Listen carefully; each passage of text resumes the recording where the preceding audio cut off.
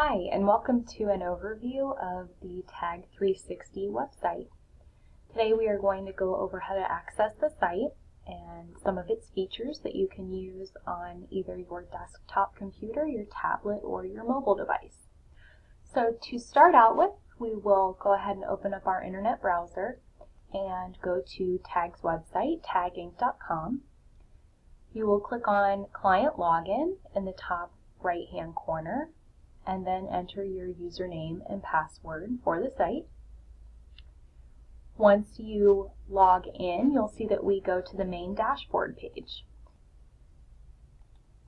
Right away when we get to the main dashboard page, we're seeing one of the biggest values of TAAG 360, which is giving you a complete financial picture on one page. You'll see we not only have the values of your TAAG accounts, but we also can bring in values from things like your bank, your 401k, things like your insurance policies, and even add in the value of your home, so you're seeing a total net worth and a complete view of your investments across all your accounts. In order to add accounts to the system, we'll want to click on the Accounts link, and you'll see that there are already a couple accounts added in here. But to add another one, we'll click Add in the upper right-hand corner. And if you have an online login and password, you can link to the system automatically so that it brings in transactions and balances on a daily basis. So in this example, we're going to bring in an account from Fifth Third Bank. So we type in Fifth Third, and it's going to bring up a number of different Fifth Third options that we can choose from. So you'll want to choose the one that's most appropriate for the account that you are adding. Once you choose that, you'll put in your username and password for Fifth Third, and it will go out and verify that your credentials are correct. If they are, it will then add the account to TAAG 360. If there are multiple accounts, like in this case, there's a checking, an investment account, and a savings account, it will bring any and all accounts that are associated with the login and password that you entered into 360. Once we hit continue, you'll see that Fifth Third is now showing up as one of the accounts. And now we can go out and either add more accounts to the system or go back to the home page and navigate around further. So you always have that link there to go back to the home page. So the next thing that we're going to look at is the planning snapshot. If you've done a financial plan with TAAG, then you've seen this confidence meter before. It gives you a probability of success that your assets will meet your living needs throughout your retirement. One of the nice features with 360 is that you can come in and look at an updated planning snapshot with up-to-the-minute account balances whenever you'd like to see them. So if there's an up day in the market or perhaps a down day in the market, and you'd like to see not only how your account balances have changed, but how that might affect you in the long run, you can come in and see the planning snapshot and confidence meter using the most recent balances for your investment accounts. So we're going to go ahead and click through the planning snapshot, and that will take you in a little further into our planning tool. And you can see there's some additional things that you can use if you're wanting to remind yourself about what the assumptions are that go into your financial plan, what goals might be in there. If you'd like to play around in either the play zone or what are you afraid of, those are both tools that can help you look at different variables and see how they will affect your retirement. Once you're done with that, you can go ahead and close this tab and go back into 360. The next area we're going to look at is the Investments tab, and you can see if you click into there, you can go into a little bit more detail on your investments. This particular page is giving you an overview of your asset allocation, and this is going to show you that allocation across all of the accounts that you have linked with the system. You can see also transactions that have taken place in any of these accounts. So if you've made contributions to your 401k, that would show up. If TAAG has made any purchases or sales within your investment accounts, they would be there as well. And you can look at those if that's of interest to you. Once you're done looking at your investment details, you can go back to the home page. Now we're going to see some more high-level summary detail that the system shows us by toggling through on the net worth statement. You can see things like your net worth, your assets compared to your liabilities, and it will actually help you track your net worth over time. So the longer you're using the system, you can start to see some historical data there and how your net worth is changing in value. There are some similar functions on the investment tabs where you can see the top holdings, your top accounts, and also how your investment balances are changing over time. The next feature we're going to talk about is the spending tab, and what this allows you to do is get a good handle on where your money is going in any given month. And there's a lot of powerful functionality that the system is using to help you track those details. If you link your bank account or your credit card accounts to TAAG 360, it will bring in all the transactions from those accounts, and it will try to classify them in the appropriate category in which they belong. So if you go to Kroger and spend money on one of the cards that's linked to TAAG 360, that transaction will come in and it will categorize that as groceries. And it will do that across your accounts so you can see some trend line information about where you are actually spending your money.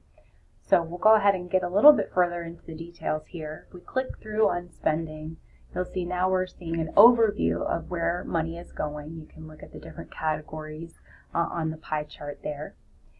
You can see this over a number of different date ranges. You can also look at the various spending categories in more detail. And you can drill down to just a specific account. If you don't want to see your spending detail across all your accounts, you can look at just one and see what's going on specifically within. Because your transactions are getting pulled in and categorized, it becomes very easy to use that information to track your budget. Let's take a look at some of the budget categories that we've already created. You'll see in this example there is a monthly charitable giving budget of $210. So far there have been 3 transactions that have been categorized as charity, totaling $141, leaving another $69 available for spending during the month. Each of the individual budget categories that you track are totaled at the top to create your overall budget for the month. To add a new budget category, you'll click the Add a Budget button. You can scroll through the categories to find the one that we want, in this case, education. You'll put in the total for how much you'd like to spend each month, and we'll say $200. And you'll see that the education budget is created and has increased the overall budget by $200. According to the system, there's been 1 transaction related to education so far this month. So we can click through to see what that transaction was.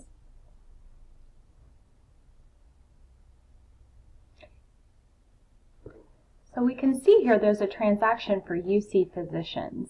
And this is an example of a transaction that was not categorized exactly right when it was brought in. That will happen from time to time. You can see this was a UC Physicians bill, so it probably thought UC had to do with education. But because it's actually a medical bill, we can go in and change the category. We'll go across here in the category tab and choose the correct category, and it will then move that transaction out of education into medical. We'll go back to the Budgets tab now and talk about how customizable the budget tool actually is. If you see a category is missing for something that you'd like to track specifically, you can go into Settings and add that category in. So you would pick which high-level category it belongs to. In this case, we're going to add a sports category that relates to the kids. So we choose kids, add in sports, and that would then be a category we could choose for future transactions. If you'd like to exclude certain accounts from the budgeting tool and the transactions, you can do that. There are cases where you might want to leave out a particular bank account or maybe a health savings account, something like that, where the transactions are not particularly relevant to your monthly budgeting. So you can go here, see a list of accounts and then just toggle onto the hide from budgets and charts, and it will then leave those accounts off of budgeting. Whether you use the budget tool or not, you may have occasion to want to see all of your transactions in one place, and if so, you can click onto the Transactions tab. You'll see that you can see all the transactions for the last 30 days, but you can lead that down to specific accounts, different date ranges, or just to look at particular categories. You can also search all of the transactions for a particular line item, so we'll look for Shell gas in this example. And it will show you all of the transactions that have to do with Shell oil. We're going to move on now from transactions and go back to the home page.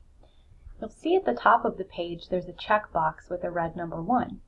If you click that checkbox, you can see if there are any open action items that require action from you. In this case, we have a request to send us a copy of your life insurance policy. To do that, you might use the document vault. We'll click the vault link at the top, and that will take you to your personal document repository where you can store things like your wills, your powers of attorney, old tax returns, and even things like family photos. You do have the option to have a folder that's private to you that TAAG doesn't see, so you can put things like family photos in there, and there is unlimited storage. Additionally, within the vault you have the ability to upload files to TAAG, so in this case you might want to upload that life insurance policy to us. You'd want to click on the Upload Files link. You'll browse on your computer.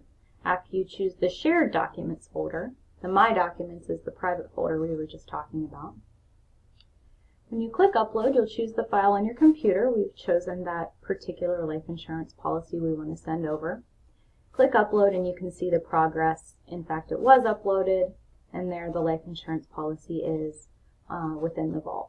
Now that you've completed that task, you may want to come up and actually mark that action item complete. We have just a couple more things that we think might be helpful to you here in the site. The next one is up in the Settings tab. You have some alerts available to you that will come to you via email through the system. So you can toggle on a number of different things here, like a weekly financial summary. You can be notified if you have bank fees or other investment activity. You can also put important personal dates in here, so if you want to stay out of trouble with your spouse, you can go ahead and add in your wedding anniversary, so you get a reminder of that a few days ahead of time, or any other personal dates that you might want to put in here. On the Security tab, you can change your password and update your security questions. And on the Privacy tab, you can choose how much of your spending detail you'd like to share with TAAG. If you choose Full, we'll be able to see all of the transactions.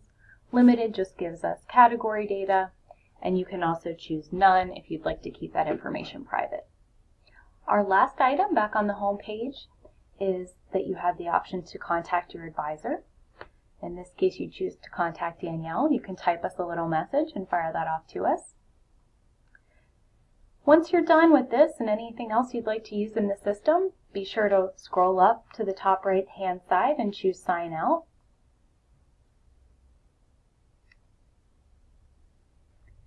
That's all we have for you today. We appreciate your time in watching this overview of TAAG 360. If you have any questions, please let us know. Thank you.